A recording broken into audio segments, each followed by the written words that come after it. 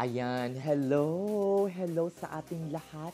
Isang nakakalokang evening dito sa Manila for today's video, guys. Tungkol na naman ito sa EB3 Immigrant Visa, mga beshi.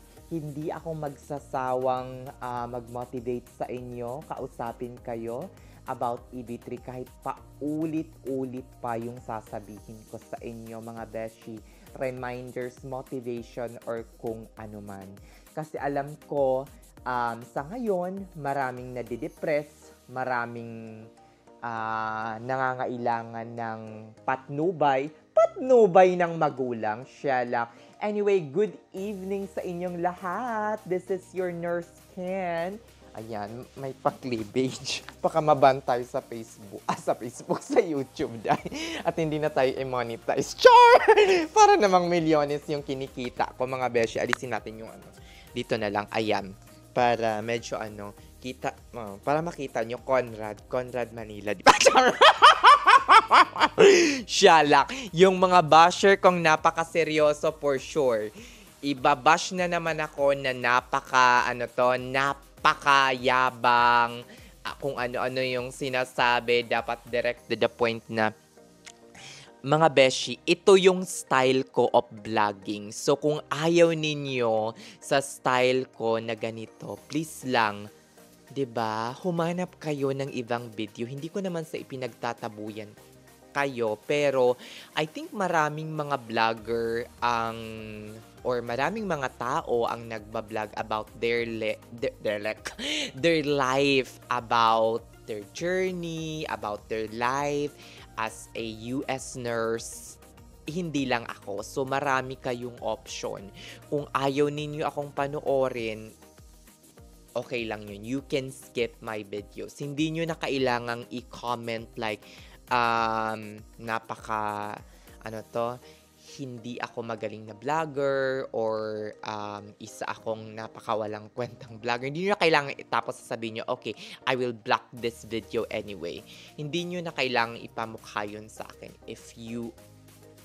The fact na tinapos nyo yung videos ko is, for example,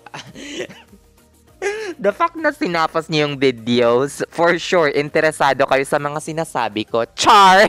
Shalak! Diba? Nakakaloka. But anyway, I'm here to inspire everyone about this EB3 immigrant visa or priority date na hindi na gumalaw.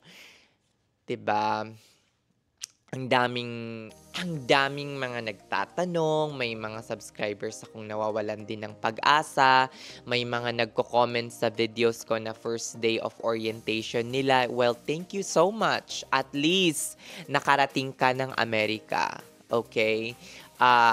Marami kang dapat ipagpasalamat kasi kung depressan ka ngayon kasi first day or first week ng orientation mo, isipin mo lang marami ang nangangarap pa ngayon at nakapila na makamtan iyang meron ka na ngayon.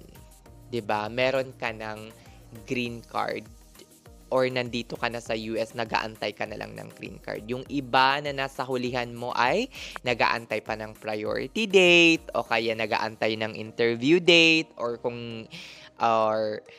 hindi nila malaman kung kailan sila papasa ng IELTS para makompleto na lahat ng requirements for embassy interview. Kung ikaw naman na nurse na pumasa na ng NCLEX, nag-aantay na lang ng priority date, or kung ikaw meron ka ng priority date, huwag maglungkot-lungkutan ng sobra-sobra kasi marami ding nasa hulihan mo. Maraming na ngayon nangangarap pa lang ng mag-NCLEX, marami ngayon na hindi pa nakakatapos ng nursing pero gustong mag-Amerika.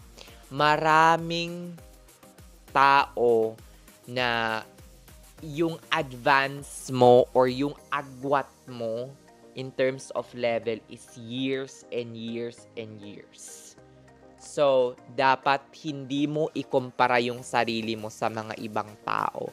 Bagkus ay i-motivate mo yung sarili mo na tingnan yung mga nasa likuran mo as a motivation na parang, uy, malayo na pala yung narating ko.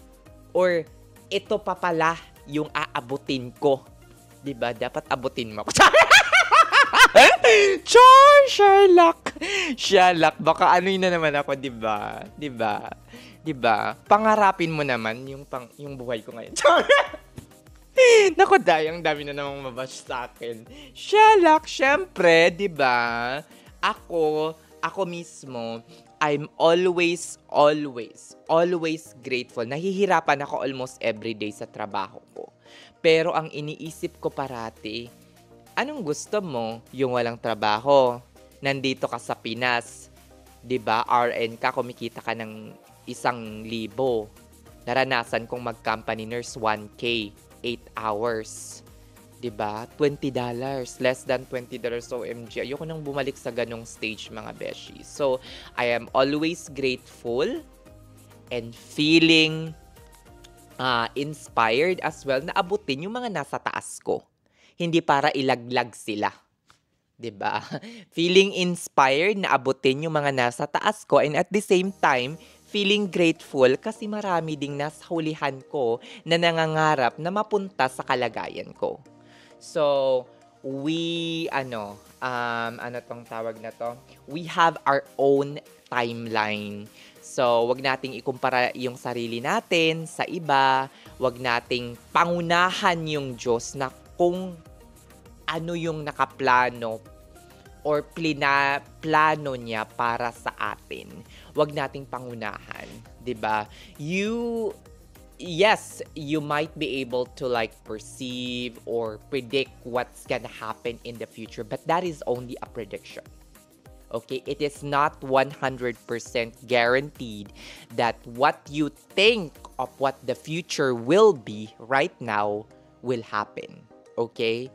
Kung ano yung iniisip mo ngayon about the future, it does not guarantee 100% that that's gonna happen in the future. So, wag nating pangunahan ang Diyos. Bagkus, ang maiging gawin natin, mga beshi, is gawin natin yung best natin. Ibigay natin yung best natin. You know, no matter what's gonna happen in the future, para kung ano man yung mangyari in the future is deserve na deserve mo. Kung hindi ka nag-effort ng bonggang-bongga, hindi ka nag-aral ng bonggang-bongga, deserve mong bumagsak. Kung binigay mo yung todo-todo, gumiling ka ng bonggang-bongga, abay deserve mo ng gwapong boyfriend. Char! Joke lang yun. Deserve mo ng bonggang future. Kung umarangkada ka ng bonggang-bongga, deserve mong magkaroon ng bonggang future. 'Di ba? Kung naging mas mas frugal ka, naging mas hardworking ka, hindi mo iniisip kung ano yung iniisip ng iba about you, you will have a better future. Sherlock! O, diba? So, ang bottom line sa mga pinagsasabi kong ito is that sana wag tayong mawalan ng pag-asa. Kasi maraming nasa likuran natin, marami pang nais nating abutin. Okay? Wag tayong magpa-apekto sa kung ano-anong mga factors like priority date at kung ano-ano. Kaya yan. Always. Sabi nga nila, always believe in yourself. Always say na kaya ko to. Kaya kong abutin kung ano man yung naabot ng iba, irregardless of your gender, irregardless of your age, and irregardless kung gaano ka katalino.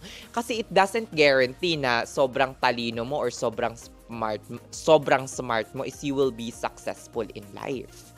'Di ba? You will be hindi ko naman sinasabi na pag marami kang pera is successful ka na in life. But at the same time, sometimes having a financially stable life, magagawa mo ang